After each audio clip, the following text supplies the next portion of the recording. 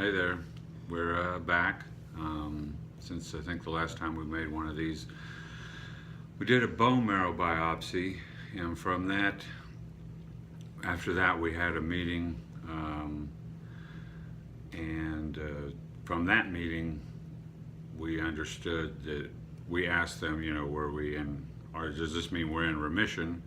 And they said yes, but they did say that they found a few cells. There were still a few cells, bad cells in there, but that 3 or 4 years ago they would not have even been able to detect those cells. So we walked away from there feeling really good. Obviously, the idea of being in remission is amazing, considering that multiple myeloma is considered incurable and terminal.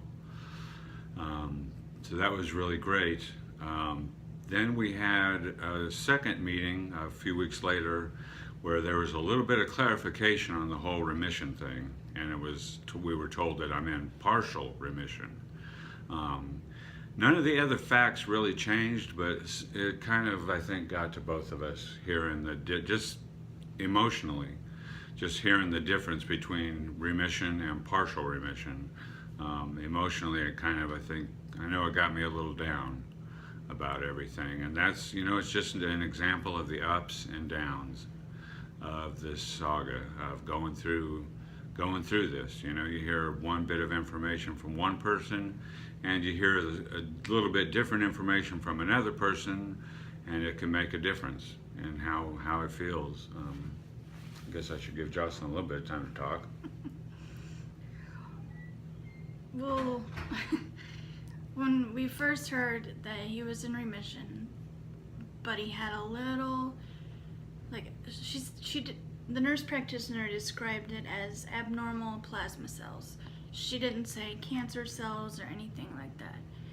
And, she said it was like 0.001 something. Yeah, very minute. Yeah, and so I mean, when you hear that, well, for me, I was so happy and like, oh my gosh, it worked. This is why we came here. And so we were kind of really ecstatic. Yeah, it was a big moment. I mean, it was, because after all of this, to finally get to that moment where we hear that is really, it was a huge moment. It was very emotional for both of us. Yeah, and then when we went back, we saw the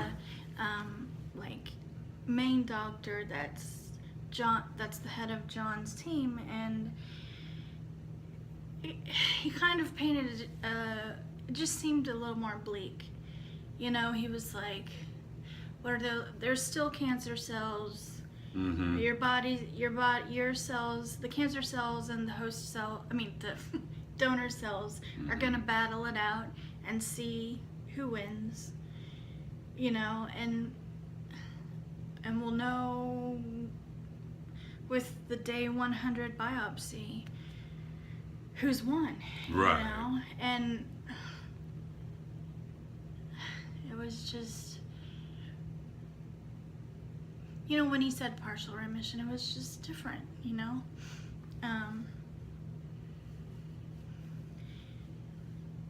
They said that the chemo still has work to do, but, before all this, they said that John's cancer is chemo resistant. So it just feels like, if it's chemo resistant, does it even matter that the chemo has work to do? They did say that all of the cells they got from the biopsy were donor cells, and that he didn't have the gene anymore, where it would come back, where the cancer would come back, or his body wouldn't be able to fight it, and that was really helpful, but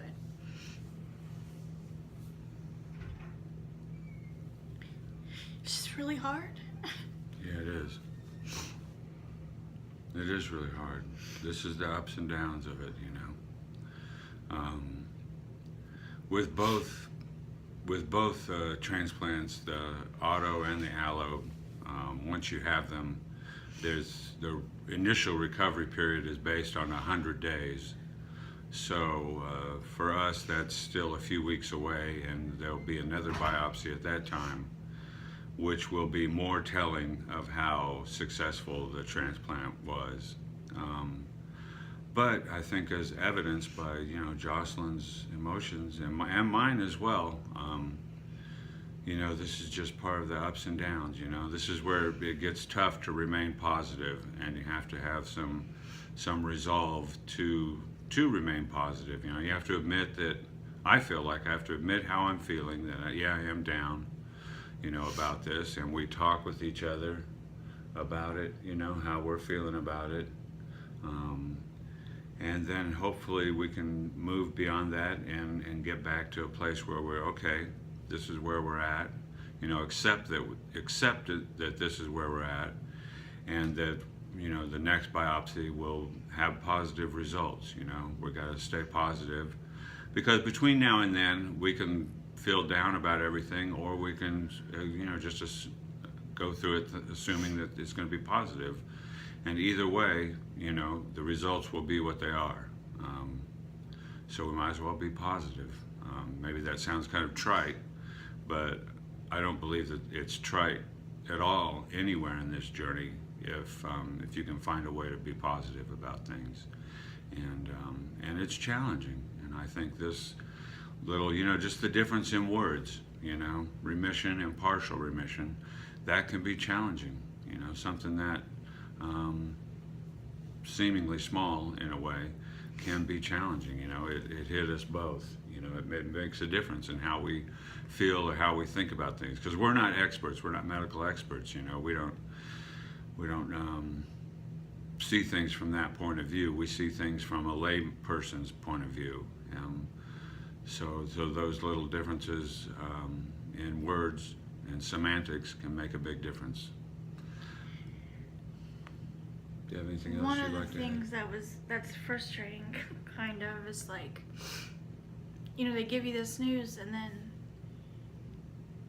it's such a shock. You have all these questions, but it seems like they're in such a hurry to go on to the next patient. And most of my questions are while I'm walking out the door, like, well, what's the next step? What do we do? Blah, blah, blah, and it's just like you don't get a chance to get those answered, or you come home and you think of a million different questions, and it's just, I wish I could think of the questions right then and there, Yeah, I agree. It's just tough for some reason for that. That's one of the challenges. I think one of the biggest things, I think we've kind of gotten away from this a little bit, and we need to get back to it, is keep a little notebook and write down these questions as we think of them. Really literally as we think of them, right then and there, write it down. And that way we can go into the appointment. And when if they're kind of seem like they're hurried or in a rush, start blurting out those questions. Say, look, we have a list of questions here. We need answers. You have to be your own advocate throughout this whole process. And there's times when that's challenging to do, especially if you hear news that makes you emotional. Then you're caught up more in the emotions. And then, like she says, after the appointment or as it's ending, all of a sudden you're flooded with various questions. So it's really important, I think, to write those down, and that way it helps that process, I think. Yeah. It was just such a shock that all I heard was partial remission, and then my mind was just like shut down. I didn't think of any questions until we were on the bus coming home, It's like, well, what about this? What about this? What about this? Yeah, see, that's where the emotions take over in that moment, and then afterwards, like you just described it perfectly, then you get kind of this flood of questions, and that's where I think it's important to write those down, and we can go in next time and like I say, advocate for ourselves and say, hey, we have a list here and we need to have these answered. Yeah. And I think we'll get a favorable response. And we aren't here to dog on the medical staff at all. No. you know, we're just relating our experience. That's what this whole thing is about. You know, we're you know, this is kind of a, like I said, a good example of the ups and downs. How are you dealing with all this? How am I dealing with all You wanna this? tell them? Yeah, how you're feeling emotionally, blah blah blah. Yeah, I was down. Definitely, you know, it makes a difference. Hearing partial remission makes me. It feels like all of a sudden the door is open for the cancer to come back. The door's wider. The door is open and it's wider for the cancer to come back. You know, and we've had that experience. That was our experience with our last transplant. That's why we're going through this transplant. And I really don't want to think about that in a way. I guess that's part of how I do deal with it, is I don't want to think about it. Because Jocelyn's right. Where do we go from there? You know, do we just go on to further treatments until the treatment doesn't work, and then we find a new treatment? You know, I don't know.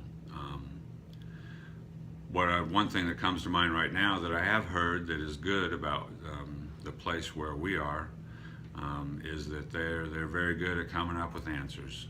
You know, when there is if things do come back, then they're very good at coming up with answers of what to do next. So I'm placing my confidence in the medical staff, and just having some faith. You know, you got to have some kind of blind faith, I guess, is what it takes. A kind of a willingness to believe in spite of, you know, in spite of the facts, you know, in a sense, or in spite of not knowing the facts. So, yeah. Yep. And we have each other, you know. Mm-hmm.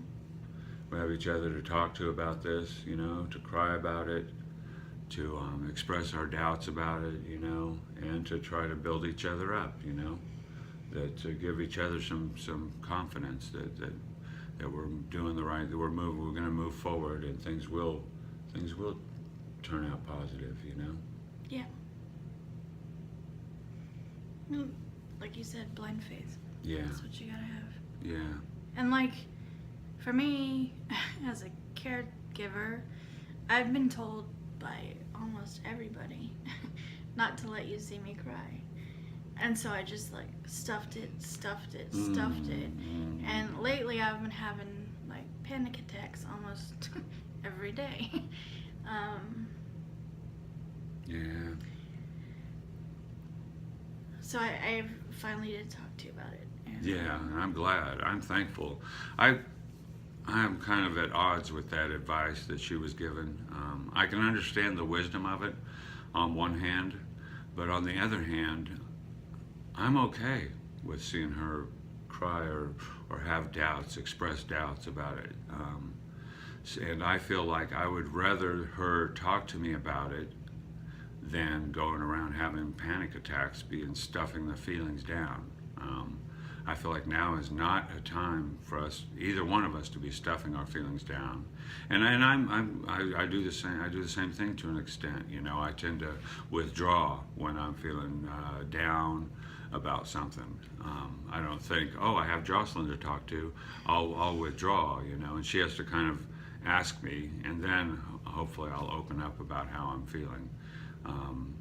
You know, so that's a process as well for, I think, for both of us.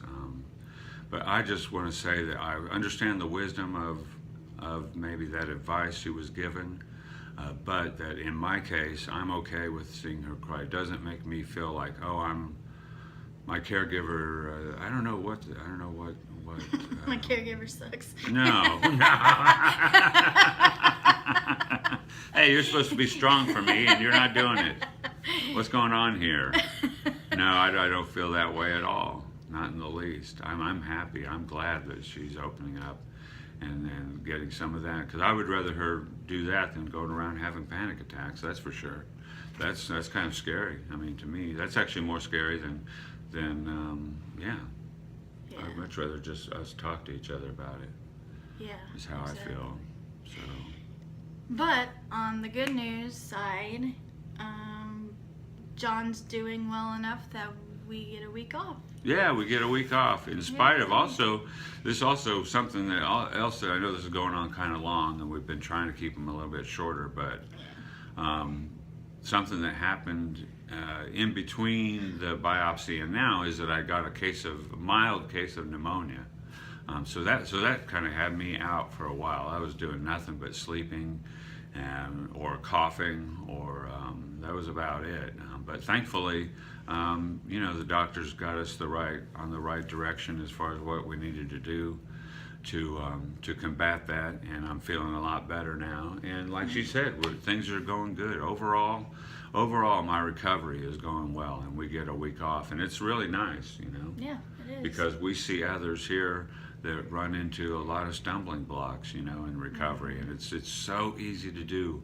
I implore you, if you're going through this, to take every precaution. My doctors have said it's okay if I go out for a walk and don't wear a mask and gloves, but every time I go out for a walk, I wear a mask and gloves. It's just not worth it. There's no time that's not worth it. When I think, there's just nothing along those lines, along the preventative lines that is not worth doing, And there's, it's not comfortable always wearing a mask and gloves going everywhere, I would love to just feel free to walk out the door, but it's not worth it, and it pays off. I feel like it's paying off at least. Yeah. Yeah.